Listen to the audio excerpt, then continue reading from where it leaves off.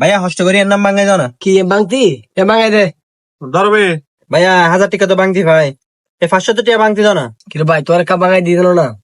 এক জলা তাহলে কি আর বাংছি না বাঙাই দে কি রিবি বাজি ব্যবসা কাম করে নি বে ধরো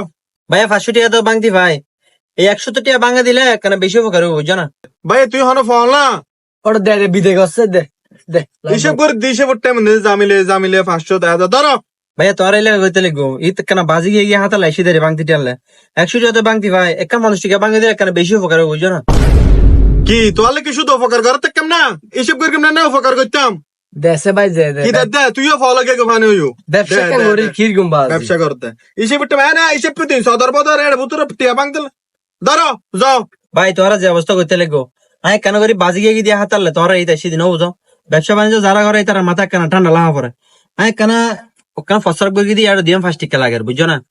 কম 5 টিকা 10 টিকা যদি বাঙ্গা দিলে কেন বেশি উপকার হবো। মামু তুই তার কি হবে হয় হিসেব করিস